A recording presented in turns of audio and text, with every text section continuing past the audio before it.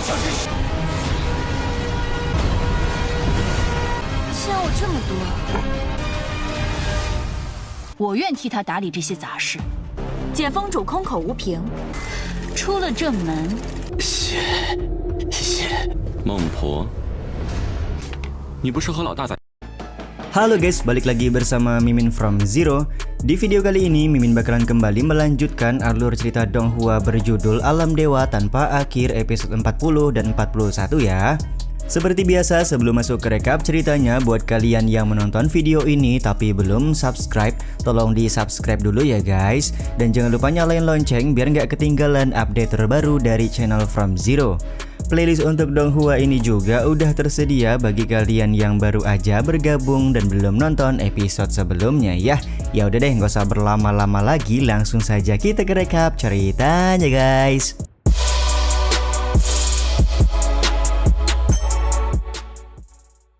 Episode kali ini dimulai dengan King Lihan yang menggunakan kekuatan alam dewa untuk menyerap kehidupan dari Meng Po.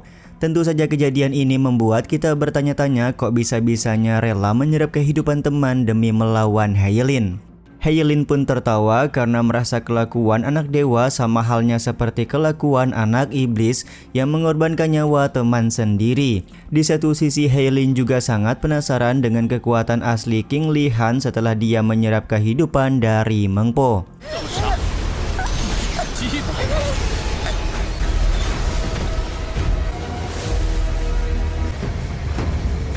Tanpa berlama-lama setelah tubuhnya pulih, Lihan langsung bersiap melakukan serangan menggunakan kekuatan alam dewa. Di saat yang sama Heilin juga menggunakan formasi roda berputar untuk melawan kekuatan dari Bang MC.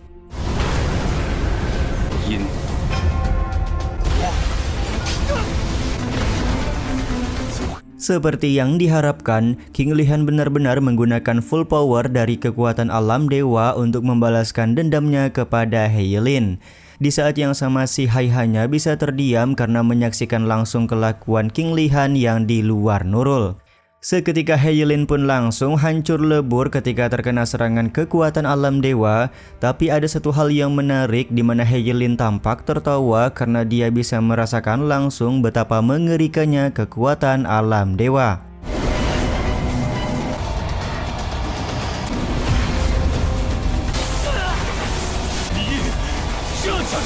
Setelah keberhasilannya membunuh Heilin, Lihan tampak berbicara kepada ayah, ibu, dan adiknya kalau dia berhasil membalaskan dendam mereka. Bang MC juga tampak mengumpulkan energi kehidupan untuk dikembalikan sepenuhnya kepada Meng Po. Dia juga meminta maaf karena harus mengambil 10 tahun kehidupan Meng Po untuk membunuh Heilin. Penyerahan kehidupan kepada Meng Po tentu saja membuat kondisi Lihan menjadi tidak berdaya dan bahkan sudah tidak bernyawa lagi. Situasi ini membuat Meng Po segera meminta si Hai untuk melakukan tindakan agar Lihan bisa hidup kembali. Sebenarnya si Hai sangat kecewa kepada Lihan karena ternyata setelah menjadi anak dewa, Lihan hanya berniat untuk membalas dendam kepada Heilin. Padahal diketahui masih banyak tugas lain di alam dewa tanpa batas yang menunggu King Lihan.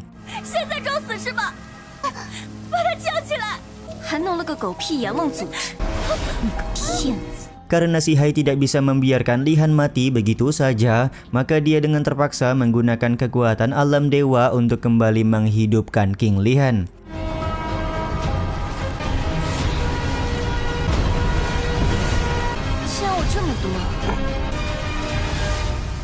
Kembali hidupnya Lihan tentu saja membuat rubah kecil dan Meng Po merasa sangat senang. Di saat yang sama ternyata sedari tadi Meng Po melihat proses penghidupan kembali Lihan yang dilakukan oleh si Hai. Ternyata sebelumnya Lihan sudah memberikan kekuatan alam dewa pada saat dia mengembalikan kehidupan kepada Meng Po.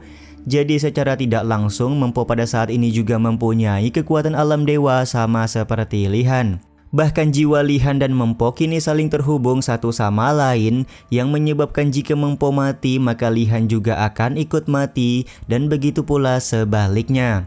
Karena hanya memiliki masa hidup setengah hari saja, maka Lihan dan Meng Po akan mencari orang jahat untuk mereka serap kehidupannya. Di saat yang sama Meng Po tampak bahagia karena pada saat ini dia memiliki kekuatan alam dewa sama seperti King Lihan. 怎么了？你接纳了他转出的授打，记得还带上我哦。 Akan tetapi di sini si Hai meminta Lihan untuk tidak senang dulu serta menyebutkan kalau dendam Lihan kepada Heilin belumlah selesai. Ternyata yang baru saja dibunuh oleh Lihan hanyalah sebuah klon, dengan kata lain tubuh asli Heilin masih berada di tempat lain. 时候，他神魂魄散。 分身本体。 Benar saja di sebuah tempat, Heilin tampak masih hidup dan kelihatan sangat senang karena dia bisa merasakan langsung kekuatan alam dewa. Singkat cerita, di sebuah gua ada 3 orang bandit yang sedang menculik seorang wanita. Ternyata wanita yang diculik oleh bandit ini merupakan Meng Po yang sedang menyamar. Seketika dengan mode Raja Neraka, King Lihan langsung menyerap kehidupan dari para bandit ini. 废了。 Lihan bersama dengan Meng Po juga terus mencari orang jahat untuk mereka serap kehidupannya. Karena Meng Po merasa kalau umurnya sudah bertambah panjang, maka dia berpamitan pergi kepada King Lihan karena dia masih mempunyai urusan lain. 这个怎么回事？老大。 Sementara itu di pavilion Lu Yinhai, beberapa orang penatua sedang memperebutkan posisi ketua pavilion. Mereka cukup yakin posisi ketua pavilion akan kosong karena pada saat ini King Lihan sedang bertarung melawan Heilin hingga membuat nyawa mereka berdua tidak terselamatkan.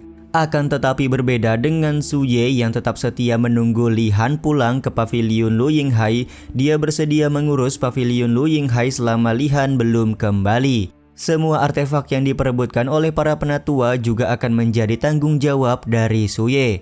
Tentu saja keputusan Su Ye ditolak mentah-mentah karena para penatua merasa kalau Su Ye sedang memanfaatkan situasi. Karena terus mendapatkan penolakan, pada akhirnya Su Ye mengeluarkan mekanisme ajaib untuk memberikan ancaman kepada para penatua. Dengan mekanisme ajaib ini, Su Ye bisa membuat kutukan kepada para penatua untuk mendapatkan kesialan ketika meninggalkan pavilion Lu Yinhai. 我愿替他打理这些杂事。解封主空口无凭，出了正门。 Di saat situasi mulai memanas, tiba-tiba saja King Lihan datang ke dalam ruangan. Bang MC juga langsung memaparkan kelemahan-kelemahan dari para penatua setelah mereka menggunakan teknik yang diajarkan oleh Heilin. Karena para penatua ini memberontak dan ingin meninggalkan pavilion Lu Yinhai, maka Bang MC tidak akan memberikan solusi untuk kelemahan tersebut. Cukup berbeda dengan yang lain, King Lihan ternyata memberi pengecualian kepada Su Ye yang sudah mau setia kepadanya. Momen ini tentu saja membuat para penatua langsung meminta maaf dan meminta bantuan agar Lihan mau membantu mereka untuk menghilangkan trik yang digunakan oleh Heilin. 侯封卓在你们功法中留下了暗招，减风图有功。这，您帮我解了吧。 Si Hai pun kemudian muncul untuk menanyakan bagaimana Lihan bisa mengetahui kalau Heilin sudah menggunakan trik kepada para penatua.